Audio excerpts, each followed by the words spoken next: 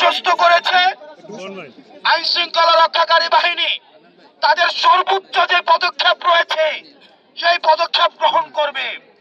এবং ইতিমধ্যে আপনারা জানেন অপারেশন ডেভিল হান্ট ঘোষণা করা হয়েছে।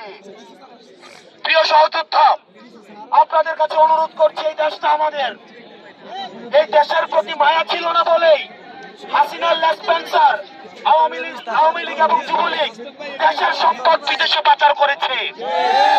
কারণ তারা জানতো দিন শেষে তারা দেশে থাকবে না। এই জন্য তারা দেশ থেকে $260 বিলিয়ন বাংলাদেশ থেকে পাচার করেছে।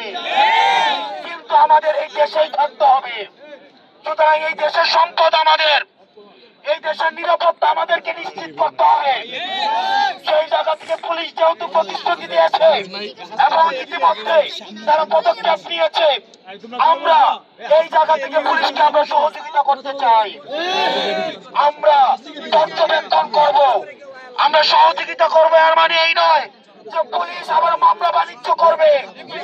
এর মানে এই নয় যে আজকে 15 জনকে পরে কালকে হচ্ছে সকালে জামিন দিয়ে দিবে। আমরা এটি নিশ্চিত করতে চাই সাবেক আওয়ামী লীগ বলতে কিছু নাই, এরা হচ্ছে গণহত্যাকারী।